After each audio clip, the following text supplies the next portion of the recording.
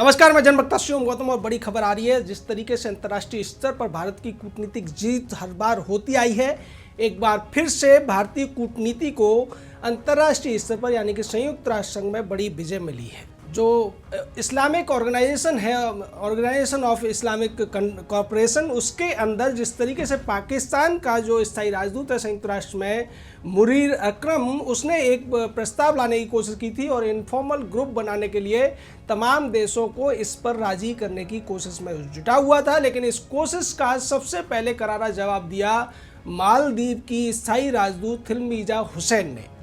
थिलमीजा हुसैन ने ये कहा कि जिस तरीके से आरोप लगाने की कोशिश की जा रही है, भारत एक बहुसंस्कृति का देश है। भारत के अंदर 20 करोड़ मुसलमान बड़े ही खुशी के साथ रहते हैं और वो अपना विकास भी कर रहे हैं, और ऐसे देश के ऊपर इस तरीके की अफवाहें फैलाकर घृणा या इस्लामोफोबिया के झूठे आरोप लगाकर बात करना एकदम गलत है। भारत के अंदर इस तरीके का कोई दुर्व्यवहार मुसलमानों के साथ नहीं होता है। मुसलमान भारत में सदियों से रहते हुए आ रहे हैं, और इस थिलमीजा हुसैन की इस पूरे के पूरे वक्तव्य पर जो दो देशों ने समर्थन किया वो थे सऊदी अरब और यूएई। यानी कि पाकिस्तान को जिन देशों से उम्मीद थी, उन देशों ने पाकिस्तान को धोखा दे दिया, पाकिस्तान को झटका दे दिया, और सीधे तौर पर सऊदी अरब ने भारत का समर्थन किया, यूएई ने भी समर्थन किया, और सऊदी अरब ही इस बैठक का अध्यक्षता भी कर रहा था। तो सीधे तौर पर पाकिस्तान की आईएसआई का जो एक पूरा का पूरा प्रोपेगेंडा चलाया गया था, सोशल मीडिया के माध्यम से अरब के शेखों के नाम से ट्वीट किए जा रहे थे, और ये कहने की कोशिश की जा रही थी कि भारत में इस्लामोफोबिया फैलाकर मुसलमानों के ऊपर अत्याचार करने की कोशिश की जा रही है। और उससे पहले एक और बड़ी कूटनीतिक जीत भारत को संयुक्त राष्ट्र संघ में मिली थी, जब मलेशिया की तरफ से भारत का समर्थन कर दिया गया था इस्लामोफोबिया के खिलाफ।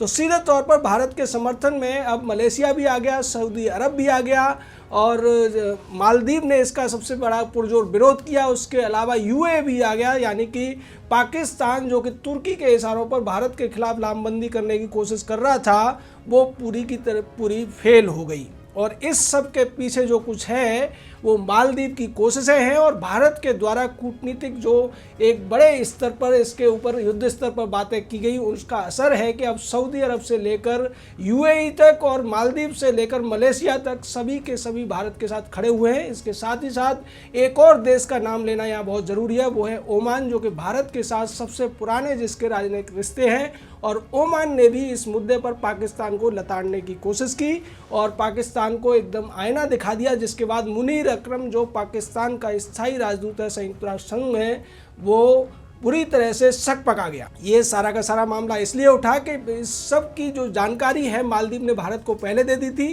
कि पाकिस्तान एक साजिश रच रहा है। जो ऑर्गेनाइजेशन ऑफ इस्लामिक कॉरपोरेशन है, उसके अंदर ये एक इनफॉर्मल ग्रुप बनाने के लिए मुनीर अकरम सभी देशों के विदेश मंत्रियों को मनाने की कोशिश कर रहा है। इसके ऊपर सऊदी अरब ने स्पष्ट कर दिया कि किसी भी एक या दो देश के चाहने से इस तरीके का कोई इनफॉर्मल ग्रुप नहीं बन सकता है। तुर्की और पाकिस्तान अकेले ऐसा चाहे तो नहीं होगा, सभी देश अगर इस पर सहमत होंगे तभी हो सकता है। और भारत ओआईसी का एक महत्वपूर्ण देश है, भारत के खिलाफ इस तरीके का कोई भी प्रस्ताव हम पास नहीं होने देंगे, ये सऊदी अरब की तरफ से कहा गया है। तो सीधे तौर पर पाकिस्तान जो कोशिशों में लगा हुआ था, पहले पाकिस्तान ने 3 देशों का गुट बनाने की कोशिश की थी, जिसमें तुर्की, मलेशिया और पाकिस्तान थे। लेकिन मलेशिया के अंदर जिस तरीके से सत्ता परिवर्तन हुआ, और सत्ता परिवर्तन के पीछे भी भारत का दबाव काम कर रहा था, क्योंकि जिस तरीके से भारत ने मलेशिया से आने वाले पाम ऑयल की जो इंपोर्ट थी उसको रोक दी थी, और मलेशिया की पूरी अर्थव्यवस्था पाम ऑयल के एक्सपोर्ट पर निर्भर करती है।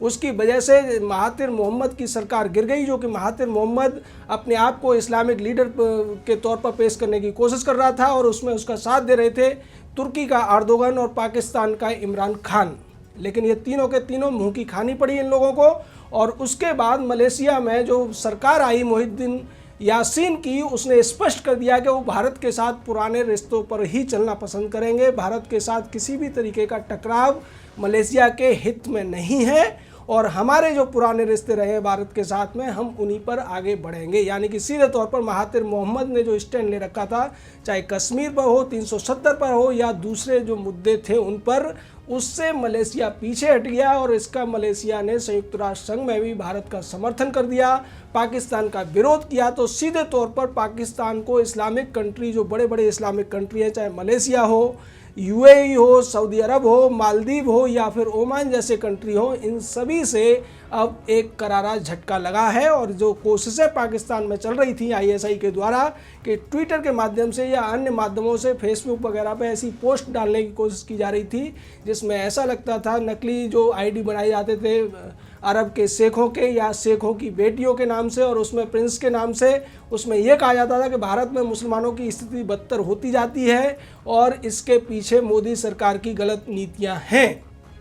लेकिन साथ ही साथ इसमें एक और बड़ा मोड़ ये था कि भारत के ही कुछ वामपंथी दल और कांग्रेस या दूसरे जो ऐसी पार्टियां थी जो मौका ढूंढती थी इस तरीके की तुष्टीकरण राजनीति करने का, वो इन ट्वीट्स को उठाकर सोशल मीडिया में फैलाते थे और ये कहने की कोशिश करते थे कि देखिए अरब देशों की तरफ से ये क्या कहा जा रहा है, अरब देशों की तरफ से भारत को लताड़ा जा रहा है। और इसको लेकर कई टीवी चैनल डिबेट भी किया करते थे, अविसार शर्मा जैसे लोग इस पर वीडियो बनाया करते थे और वामपंथी ग्रुप उन वीडियोज़ को बहुत ज़्यादा शेयर भी करते थे। लेकिन अब इन सभी को करारा झटका लगा है क्योंकि ओआईसी के स्तर पर जिस तरीके से भारत की कूटनीतिक जीत हुई है और उसमें मालदीव ने अहम भूमिका निभाई, उसके साथ साथ जो सऊदी अरब इसकी अध्यक्षता कर रहा था वो भी खुलकर भारत के पक्ष में आया है, यूएई भी भारत के पक्ष में आया और साथ ही साथ मलेशिया जो अब तक 4 महीने पहले तक जो मलेशिया भारत के खिलाफ बोल रहा था और संयुक्त राष्ट्र संघ में पाकिस्तान का समर्थन कर रहा था, तुर्की का समर्थन कर रहा था,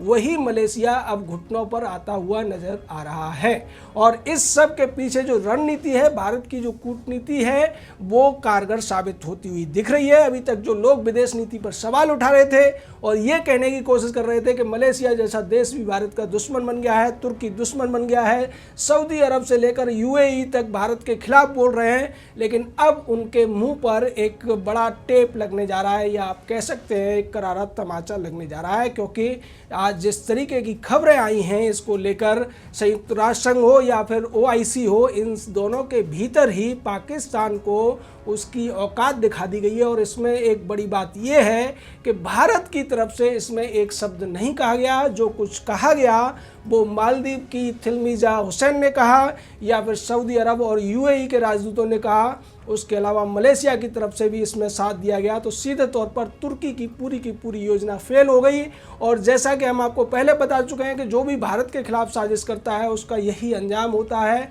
महातिर मोहम्मद को अब पछतावा हो रहा होगा कि उसने इमरान खान नाम के पाकिस्तानी प्रधानमंत्री का साथ क्यों दिया, भारत से पंगा क्यों लिया और अपनी सत्ता क्यों गंवाई। ऐसी ही स्थिति नेपाल में भी बनती हुई नजर आ रही है, जिस तरीके से नेपाल के अंदर भी भारत के खिलाफ साजिशें चल रही हैं और ऐसा लगता है कि भारत का विरोध करने के नाम पर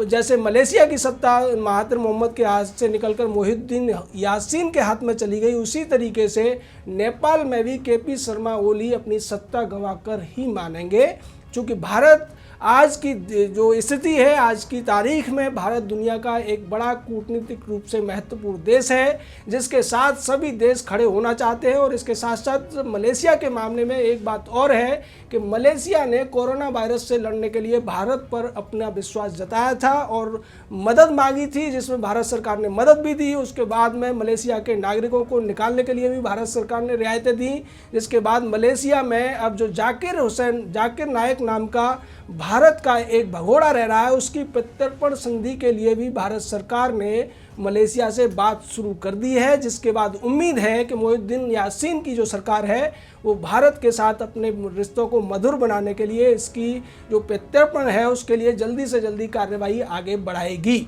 तो निश्चित तौर पर आज का दिन भारतीय कूटनीति की जीत के रूप में देखा जा सकता है कि भारत ने किस तरीके से उन देशों को भी अपने साथ कर लिया जिनके ऊपर पूरी तरीके से पाकिस्तान ये मानकर चल रहा था कि कम से कम यूएई और सऊदी अरब तो इसका साथ देंगे। और जिस तरीके से माहौल बनाने की कोशिश की गई थी, ये कहने की कोशिश की थी कि इस्लामिक कंट्री जब से जो मरकज़ का मामला हुआ था और इसके बाद ये अफवाहें फैलाई गई थी कि भारत में कोरोना को लेकर मुसलमानों के ऊपर अत्याचार हो रहे हैं, और ऐसा कहने वालों में जावेद अख्तर टाइप के लोग भी थे। और दूसरे जो लोग हैं सोशल मीडिया पर ज़्यादा सक्रिय रहते हैं, रवीश कुमार हो या फिर अविसार शर्मा हो, विनोद दुआ जैसे लोग हों, बरखा दत्त जैसे लोग हों, ये सब भी इसी तरीके की बातें कर रहे थे। और उनका ये कहना था कि जो सोशल मीडिया पर प्रोपेगेंडा चल रहा है वो लगभग सच है, भारत सरकार वास्तव में ऐसा कर रही है। लेकिन अब इन सभी के मुंह पर जिस तरीके से करारा तमाचा लगा है ओआईसी की मीटिंग के बाद में, और संयुक्त राष्ट्र संघ में भी जिस तरीके से पाकिस्तान को मुंह की खानी पड़ी है,